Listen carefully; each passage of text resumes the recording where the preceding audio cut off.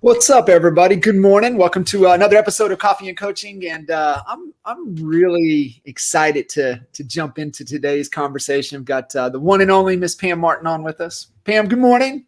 Good morning. Thank you for having me. I was like, man, I wonder where she's going to be. Is she going to be up north, or is she going to be down on the beach? So I guess we got you up north.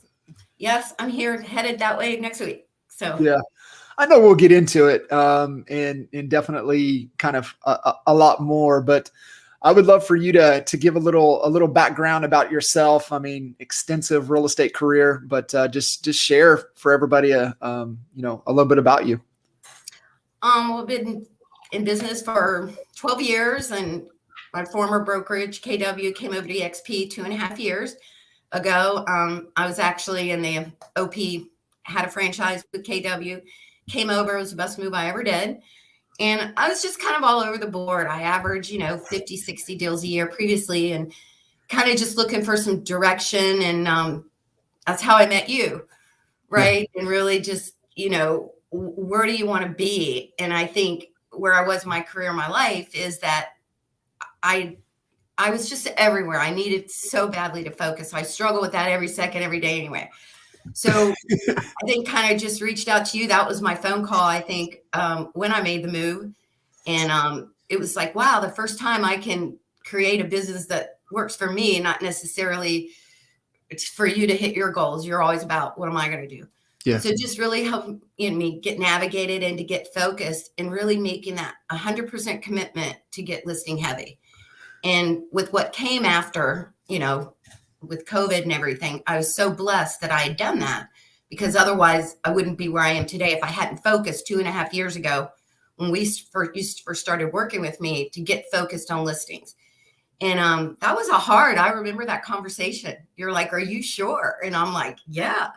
And really just trusting the process that I could do it, because I'm just one person. I'm not a team. So right. I have an admin that's paid per transaction.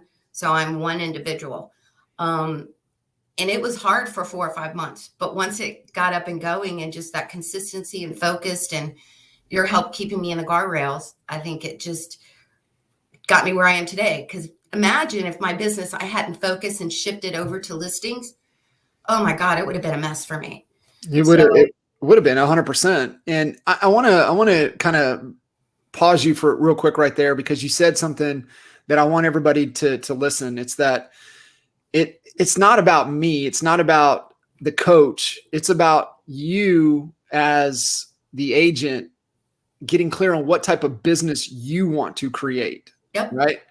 And so I remember those early conversations and just really helping you get clear and talking through. And it's like, hey, we have this option. We have this option. Like, what do you want to do? And you're like, well, I don't want to grow a team. I want to stay by myself. And I got to create the most amount of leverage. I said, well, all in on listings. You ready to go?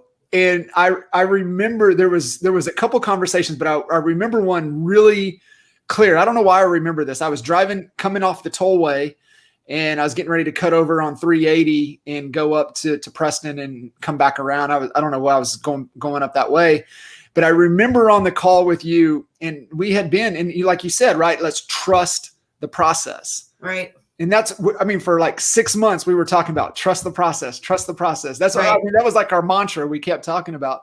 But I remember coming down that, and you go, it's working. It's working. Yeah, exactly. Yeah.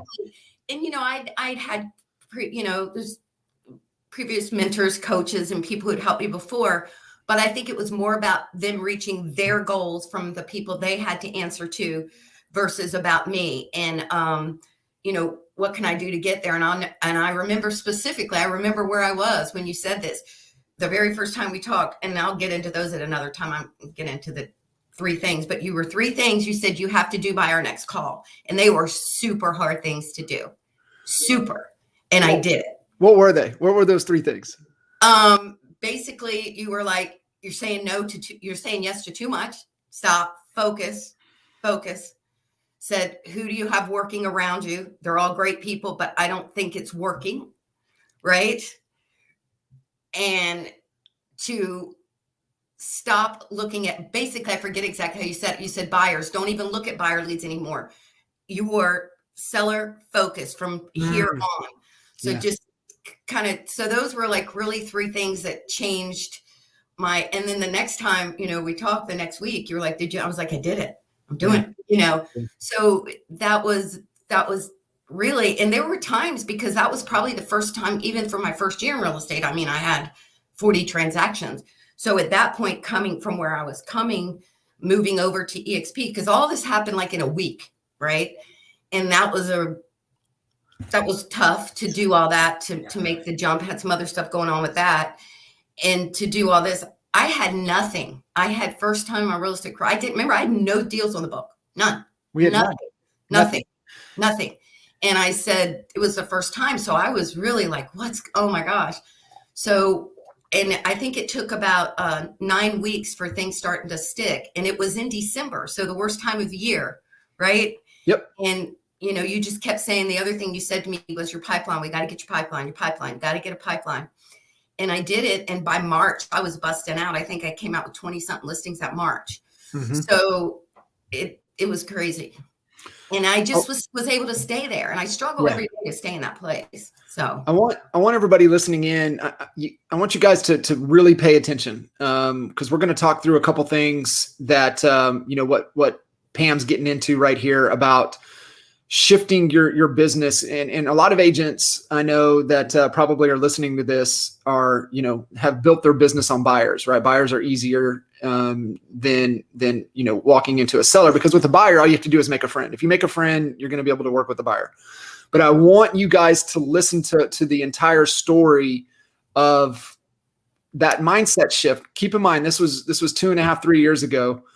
And then what another shift that we did during COVID that no other agent has done what Pam has done. And she's the solo agent. She's designed her business this way. So I want you guys to tune in and really listen to the process that we went through. So what Pam just unpacked right there is that we started out making a commitment to shift. Those 3 things. One is that Pam was saying yes to everything, and it eventually became no. She had to say no more than she said yes. But the other thing was, and I don't know if you guys picked this up with what she just shared, is that she looks at everybody as a seller, and she communicates to everybody as if they're a seller until they're not. Okay. So this is just an interesting perspective on your database, and her whole business is built out of her database. That's it. Like 100%. She has it's her database, and she works it. So we'll get into all of that, but I just want to emphasize for those of you tuning in to not jump ship on this conversation, because there's going to be a lot of nuggets from a mindset perspective, tactically what you can do, and how you can sell. How many homes in the last 18 months? Oh, in the last 18 months, probably 130. I'm at 61 this year. So. By herself. And how many of homes have you been in the last 18 months? 4. Been inside of 4 homes. So you guys want to stay tuned. So Pam, let's go back to focused on the pipeline. There's a couple things that you do really, really well, better than most agents. And it's the discipline and consistency to work your database, to work your pipeline. Yeah. I mean, that was one thing that I've always done from day one is, really focused on that database.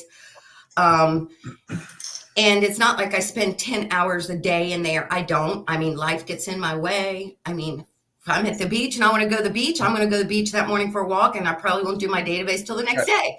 But there are days when I literally have sat in front of this computer from 6:30 a.m. to 6 o'clock at night, working the database. Yeah. So, I mean, I'm always raking the database. Share what you do specifically. Like Because you have a little trigger, right? It's a cup of coffee in the database. Yeah, right? I mean, it's my cup of coffee. That's my time. I love that actually. And it's a bench I have because I get overwhelmed. I'm sure everybody does. And you know me so well. You probably can tell my voice. She's stressed out. She's got so much going on. A lot of stuff makes me go crazy. I mean, I don't have anything on my desk. My surroundings I am just so easily focused. So I really have to purposely like focus. So I like to be alone when I'm doing it. No distractions. And my husband's working today. Yes. But anyway, I love him. But so I just get there and I have a bench because I have like 14,000 people in my database right now. I can't work one person, that many people. So what I was able to do, I had a little CRM, and I believe the best CRM is the one you use. They're all great. I happen to use KV Core. That's what I paid for. It works for me. I just make sure, everybody that comes into the database are automatically on a seller campaign. And do people get mad and say, I'm not selling my house? That's fine. At least they responded to me. I'll take them off.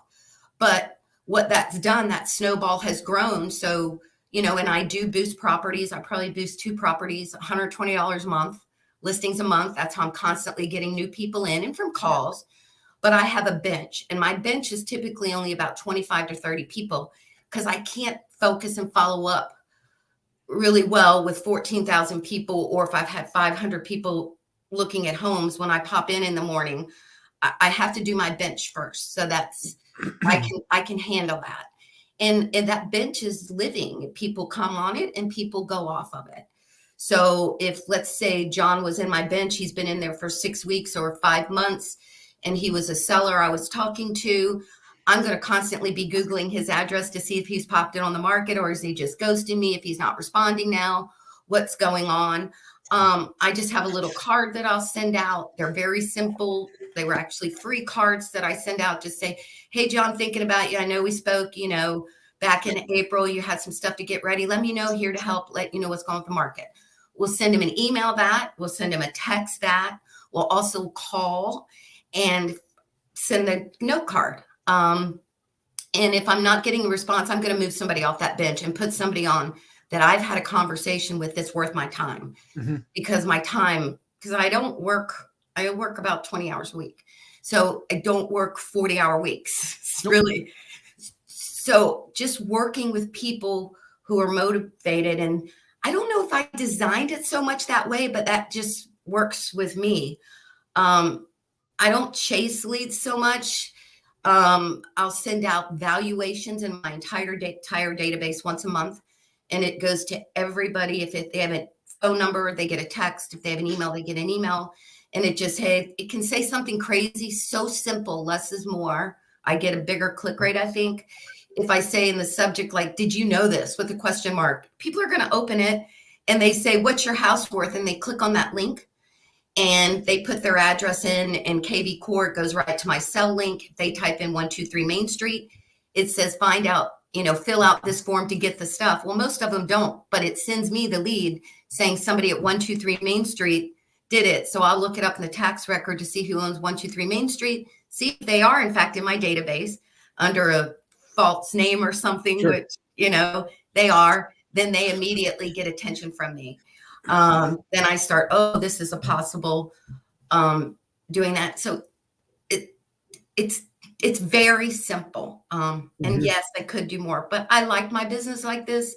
It's for me, and am I growing it? And to me, growing a business just isn't about how many more deals can I do? Because, people are like, oh, you could hit 100. I don't want to do 100 deals. That's a lot. That's a lot of time. Yes. So I think of it like this. The less time I spend, and I'm taking care of my clients get great service and all that, the more money I make, right? So to me, I am growing my business on the amount of time I put in it. So if that makes sense. Yeah, it does. Absolutely. I mean, in everybody listening in, what Pam, just everything she's doing, she's treating them as a seller until they tell her that they're not. And that's the mindset that I believe 100% we have to adopt. And, the clients, that I've had the opportunity to work with over the years that embrace and adopt that mentality and really, really embody it and really live it every day, their businesses are excelling. And, And the other thing that I loved what you said there, and this is important for everybody to listen, it's like, it ain't about working more. It's just about the hours you work. You do only the things that matter. Yes, exactly. Even when I boost a property, I'm very kind of thoughtful and strategic about that, because in our market, I know if somebody's looking for a $600,000-$700,000 property, they're probably a move-up buyer. Yeah. Right. So those leads that I get in are more likely to be a seller lead. Mm-hmm. The chances of that are greater. Yeah. So, and do I do buyers? No, I refer them out. Yep. So I'm able to refer them out. Yesterday I had a call from a buyer, got them pre-qualified, and I will refer it. Yep. So that's just the way it is. Just very thoughtful on that, focusing on sellers, and it's every day. There's times you want to. I don't know. Maybe we think it's easier than having that conversation about to go to a buy. I don't know. That's so weird, right? Yeah. So I'm constantly, I mean, it's still a forced thing. I'm getting better at it, but it really is a focus game, and just stay in those rails and just focus on seller lead. That's it. 100%. And I remember, I mean, it was goose eggs. I mean, it was donuts for a month, but what we focused on was the pipeline. You know, hey, how many did we add to the pipeline this week? How many did we add to the pipeline this week? How many did we add?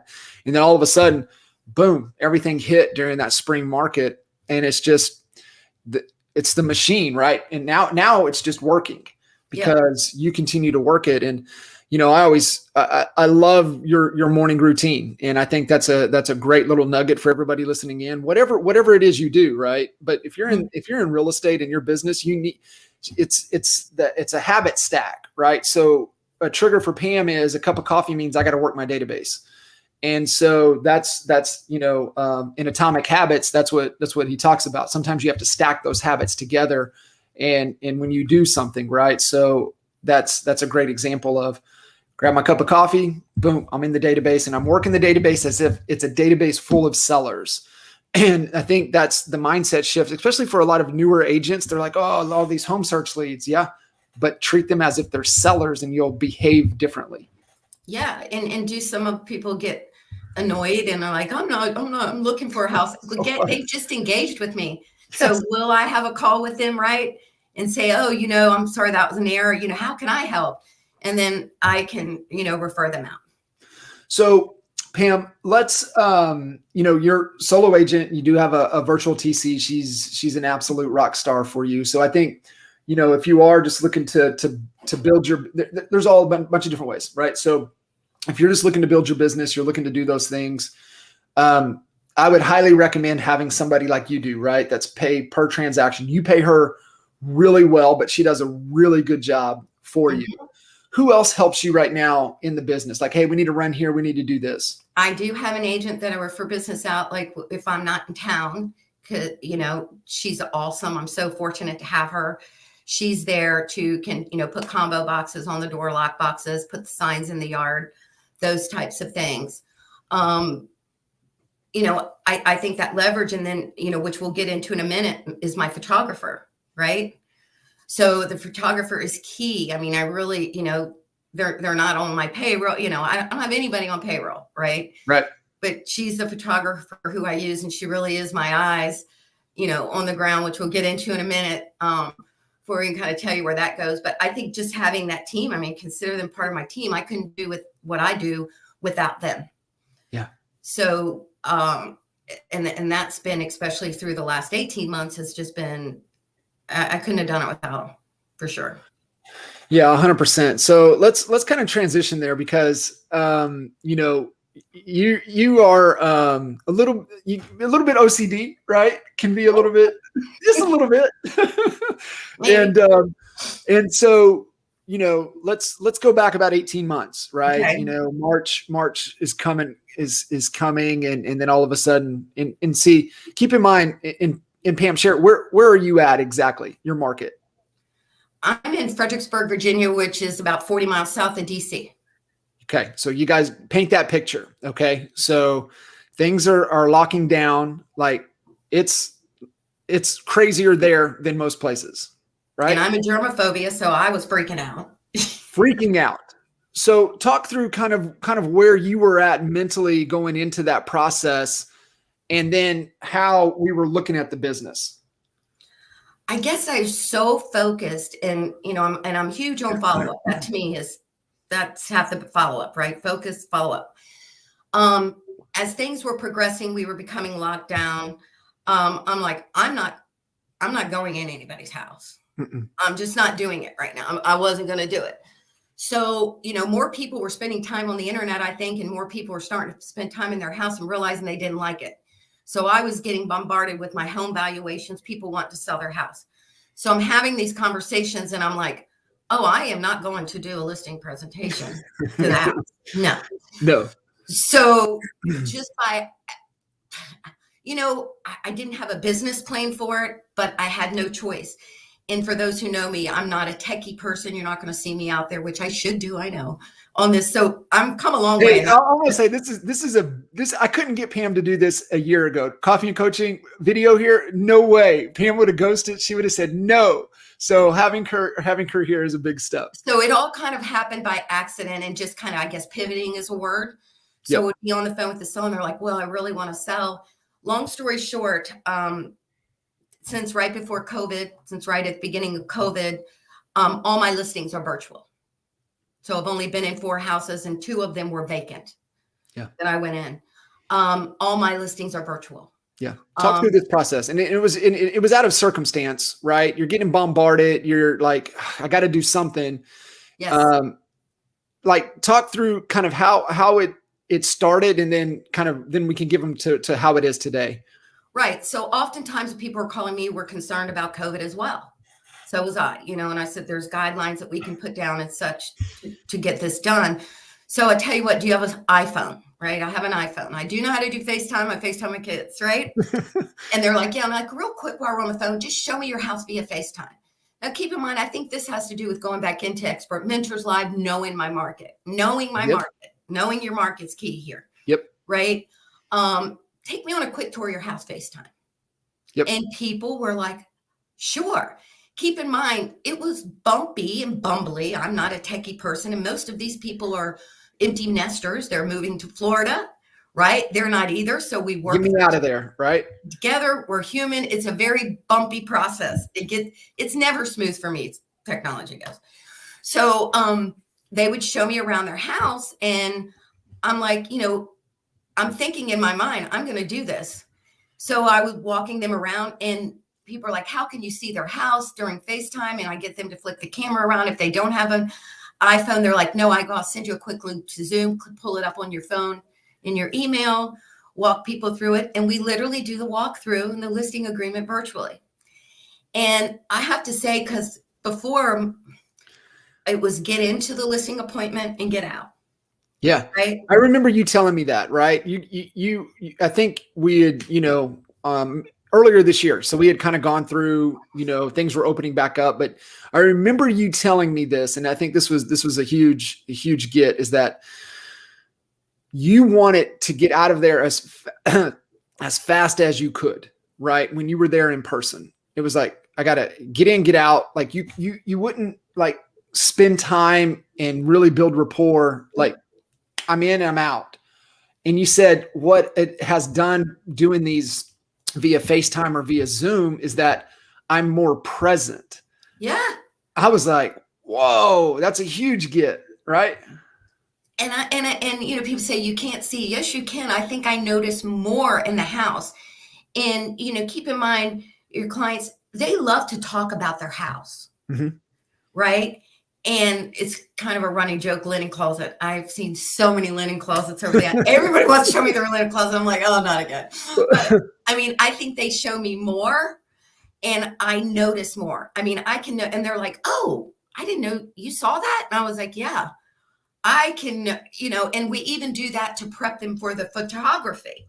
Yep. So it's not like I'm not telling them what they do stage. You need to move the rugs. You need to move these cords out of the row, behind the TV, I want that thing cleaned off. Only 2 objects can't be larger than a grapefruit. I go through it with them strategically, and they even do a walk around outside. But I think that time is probably running closer to an hour, 15 minutes, an hour and 30, versus my goal used to be in and out in about 40 minutes. Mm-hmm. Right. Yeah. And with the market conditions that we were on, I'm a big believer in getting the commitment, doing the coming soon. So during that whole time, we're talking about it, and I'm coming at this point. And by the way, I've only had 4 people who have said no to me. 4 who said they didn't want to do it that way. I'm saying, let's go ahead and get it listed before we're even talking about the details of the listing. And, all from the phone call where, and sometimes not, I'd say 30% of the time they say, oh, I can't do a FaceTime right now. Let's do it tomorrow morning, which is fine. But I like to get them there to get that commitment right there. So Pam, you do that from the initial conversation, right? Like as soon as you get on the phone with them, you're like, boom, hey, right. show me the house. Gotcha. That's so right. You go right into it. I think that's important, right? You're not letting them a slippery fish just slip away. It's like, boom, show me your house. Now I can start building rapport. Right. And it's all about them. It's them showing me their house, those types of things. And it's just, other than the technology aspect that for that person, or maybe for me, if I'm having trouble logging on Zoom or something, it's bumpy, but that is okay. I'm human. That's right. And people, I'm finding it's not making a difference. People don't really want you in their house. I mean, they don't care. Yeah. And I think agents have a bigger problem. I have some agents I've, know what I'm doing. Like, oh, I'd never do that. And I'm like, yeah, well, sellers don't have a problem with it. No, they don't. And when you act as if this is our process, this is how we do, this is how we do things. Yep. You're like, oh, okay, all right. So this is the process, and just go along with it because you're having them talk about themselves. Yes. Yep. And then throughout the process, usually after they take me through their house, I'm making notes the whole time, right? I'm, and I may think, they have 3 pieces of furniture in their, 3 sofas in their living room. 1 needs to come out. And I'll say, is it okay? Can I just share with you the notes I took? And they're like, yeah. And I'm like, that sofa, you might want to move it in the garage, at least for the photos. You can put it back in after the photos, but we need, when we, position it, put it out there, we need to, I kind of go through how kind of staging the property, and they're blown away and they're like, oh, that was in the upstairs. I'm like, yeah. So I think I'm more present. I'm taking notes with them at the same time. And then, when my photographer's going out there, and I know the neighborhoods typically, I mean, I'll even pull it up when I'm talking to them and do a satellite view of the neighborhood, those types of things, ask those questions, etc. Things about their neighborhood, do a street view. I really take advantage of what we all have. Yeah. Right. And do that. And I know the address typically before I'm on the phone with them. So I'm going to do those things before I even get on the phone with them. And, I get them to committed to the coming soon listing. And, I've looked it up. Sometimes I'll even have comps up when I'm on with them looking. And I know based on looking what that house I'll need to position it in the market at. And I always ask a question, which is key, which I got this from Jay at one of his listing presentations. This is the most valuable thing he's ever said. He says, no matter what you do, try to get the seller to tell you what they think the property is being listed for. Yep. And that is so key, because if I know that number, that's we're a team then. If we're both on the same page, and that's great, based on what, I know, what I think you're right. But in this market that we've had the last 18 months, I'm typically able to say, but I think I can do better than that. Yep. And I just say, well, let's go ahead and get it coming listed. And they'll ask me a few questions about the listing presentation, about the listing agreement. And then I say, let me go ahead and send you the listing paperwork over to get it coming soon today. I'll have it on by tomorrow morning. And, we're in. Yeah. And then my photographer goes out, and this is why she's so important, is when she's going to go out, and she had special guidelines, and she still does what she's going to do in the property. She's going to call me back and say, Pam, that really had a weird smell, anything like that she thinks I should know of, right? She's going to let me know.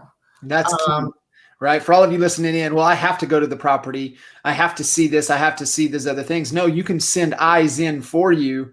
It's a who, right? It's not how, it's who can help me with this process.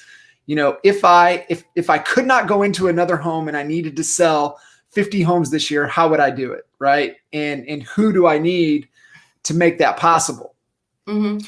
And I'll say to her, what do the neighbors' yards look like? I just want to make sure the street view is, accurate, the neighbor's property. No, it looks good. It's a nice street. Or, there's a house 3 doors down that's all grown up or something like that. Cause I want to know that. Right. And if I'm that curious, I will get in the car and ride around, keep them around. This is my local market typically. Right. Sure. So if I know I have a listing in a neighborhood and I'll swing by it. And, but in a couple times during COVID, I have gone by and put the combo box, the lockbox on the door. And they've come out, and during COVID, people didn't want to talk, and we'll talk that way, but I just I'm not running any brick walls on this at all. None. I think it's so powerful. And the other lesson there, I mean, if you're in the market, you've been in the market long enough, you should know, like, if they tell you the vicinity, you should kind of know what that is. I mean, we joke with Stace in the Lawton office. He's been in more backyards than most agents have been in houses. We joke about he did something late one night. They jumped in a bunch of pools. So I always give him a hard time about it. But the reality is that, when you've been in a market for so long, either buying and selling, like, you have probably been in a home on almost every street in every neighborhood in your market. And, it's like, well, not in my big market in Dallas. Well, when you focus on a specific geographical market service area, yeah, you have a good gauge of what those properties are like. And so, yeah, you already know, right? You get on the phone. Oh yeah, I know exactly where you're at. Yeah. And what's interesting, I mean, just because that snowball in my bench and my pipeline keeps growing, right? Nurturing, I'm finding the ball getting bigger and reaching areas that, I'm aware of, like in Northern Virginia, 40 miles away. I think I shared this with you. I was starting to really pick up these listings that were not in areas that I'm familiar with. I'm listing now in places that I've never listed for, 40 miles south. And I haven't been to them. And, some of them are $900 million properties. So, and what I find the difference when they say they're talking to other people, no one's doing what I'm doing. Differentiation, right? Money moves to difference, not similarity. And so, by you taking this approach, it's different. And, if they are talking to other agents, nobody else is doing this. So that's why, I mean, money moves to differentiation, and that's what's happening. Yeah. So it what didn't happen on purpose. It was a natural thing that's just really, growing. And I'm sure that will be changing as times change. I'm not saying that I probably will never do a listing appointment. I just can't imagine, it's kind of like we use Amazon now. Like, can you imagine not using Amazon? Right. That's exactly. Kind of the mindset. Yeah. And so, there's just a lot that can be done with this process that I'm doing, and I'm working on even expanding it, to another area, which you're aware of. But so what I love, too, Pam, that you're really committed to is building that bench, right? Hit list, whatever it is that you want to call it. Dan Sullivan in Strategic Coach calls it your top 20, right? Your top 20 club. And how the definition of that is, what are the top 20 relationships that are going to provide new revenue to my business in the next 90 days? So that's kind of, the Strategic Coach criteria for your top 20 club. And It's like, what are the top 20 relationships that are going to provide new revenue into my business in the next 90 days? And so, another key nugget, for everybody tuning in is what Pam just shared right there of get that bench, right? Constantly putting people on, taking people off. Ideally, you're taking them off because you're bringing them to market and you're replacing them with somebody new, but focus on that, right? Focus on that smaller hit list of relationships that's going to, have an impact in your business in the next 90 days. Yeah, that's huge. And like I say, it's a, 25 to sometimes I'll get up to 40 and it overwhelms me and we have to do some restructure. That's just too much for me. Pull it back. So very strategic about who is there And, it's not that I even call them every day. I can even send them a text. And another key thing I think is so important in that bench is that I take notes. I know so much about those people because they're not on there unless we've had a meaningful conversation, right? So taking notes, you went to a wedding last week. How was that? Just really getting to know them. Did you get the doors changed in the rec room? Being present and knowing everything about them. I think people relate to that better. It's not just a sales call. Right. You really know what's going on. And I can't do that to more than that many people. You got to zero in. Yeah, for sure. Yeah. Yeah, sure. You do. It really is, because, it's just, man, it gets overwhelming in a hurry, right? Because it compounds. If you're constantly adding new opportunities into the pipeline, like, if you're adding even just 100 a month, right? And then, then it's 2, then it's 3, then it's 4. And I mean, you wake up 12 months later and you got over 1,000 people in there and you're like, I better segment the heck out of this and get crystal clear, who's who and who's really going to be able to do something for our business. So it's fantastic. So Pam, this is, I love this little piece here. And we were joking, I was, at the beginning of the call, I was like, where's Pam going to be? And what was the realization? When did it just finally hit that, like, holy shit, I can do this from anywhere? When did that hit for you? I think I still sometimes can't believe it, right? I think probably like in March, April of this past year. So, I was able to, do it from afar, not from being here local. And there was no disruption in my business at all. So that's pretty crazy, right? Yeah.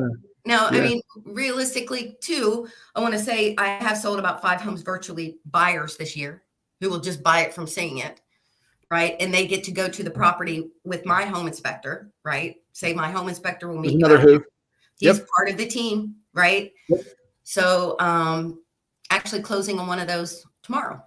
But I mean, otherwise I will refer it out.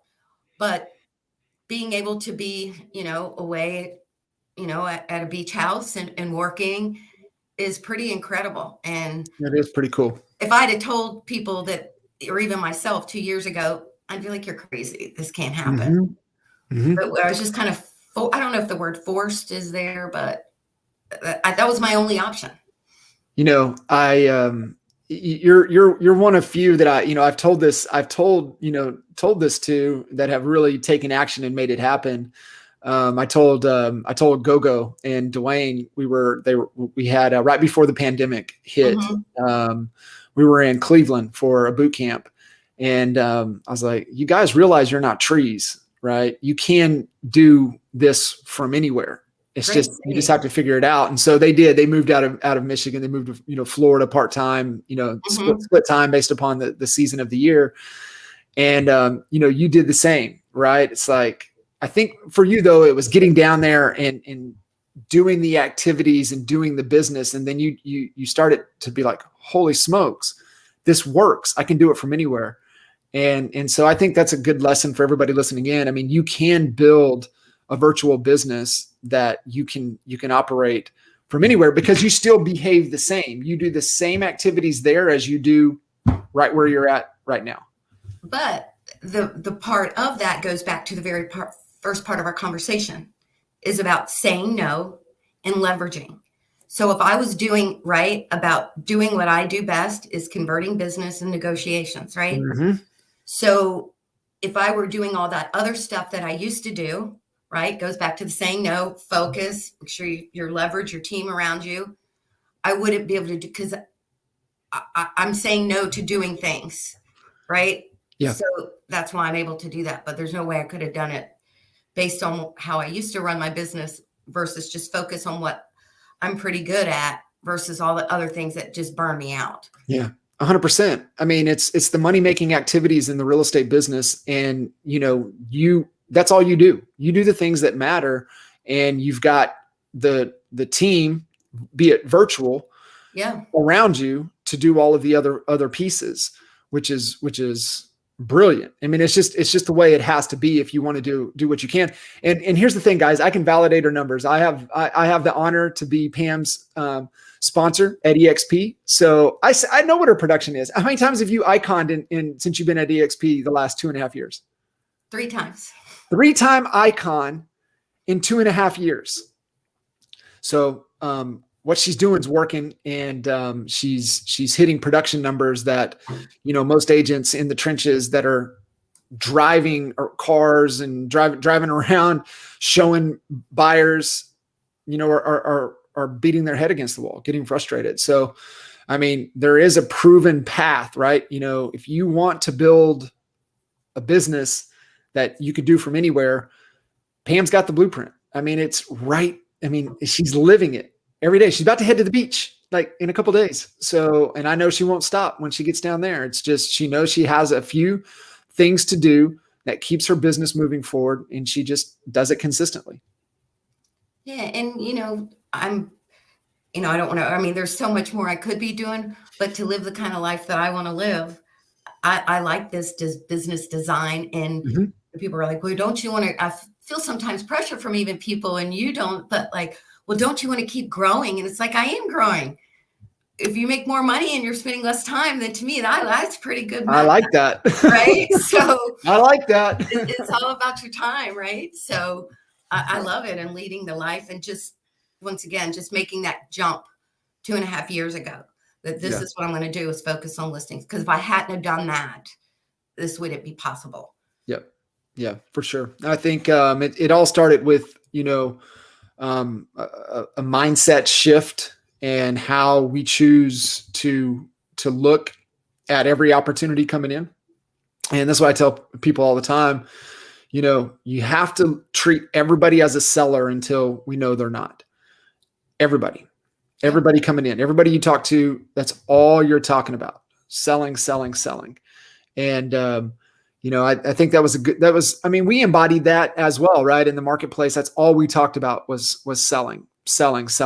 Never talked about buying. I mean, we would be at events. We would talk about, market and what it meant to you as a seller. And so I think it's just, you have to adopt that mindset, that belief, and then you just have to live it. Absolutely. And it's not a natural thing to do in this business. It's easy you want to go down a buyer rabbit hole real quick. And I mean, daily I'm pulling myself back and saying, no, I'm better served on the bench. Right. That's it. Sure. Then focus back over there. Right. And I can just promise all of you guys listening in, if you will just make that shift, build your bench, have it whatever works for you. I have my own bench. I have it on a piece of paper that I look at every day. I know we've got clients that have whiteboards, and they have their top 20 and they have the names.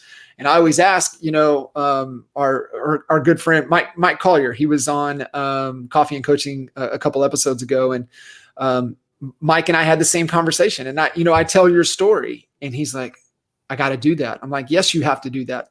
And just like that, Pam, just like that, his bench flipped. It was like predominantly buyers, and it flipped within like 60 days. And now it's almost all sellers, just because he made that mental shift.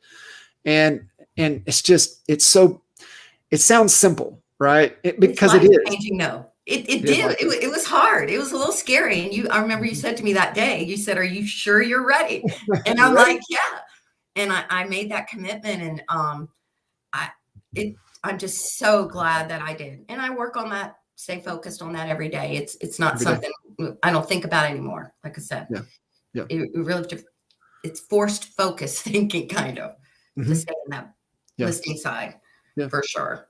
Have a few rules, and, remind yourself over and over, right? That's really what it is, right? And even as leaders, right, you have a few rules and repeat yourself. As parents, you have a few rules, repeat yourself. And so I think it's just a good lesson, right? We have a few rules for our business, and we have to be reminded of them over and over and over. And, do the things within your control that, really provide the results in this business. And it's building the pipeline, it's working the database, it's creating engagements, it's having conversations. It's not like agents want to overcomplicate things. Entrepreneurs want to overcomplicate things. And it's like, it's keep it simple. This is it. That's the process. And what I love, you're living proof. You've just trust and follow the process, and you stay consistent with it. And you've built a business that you could travel the globe and do what you do.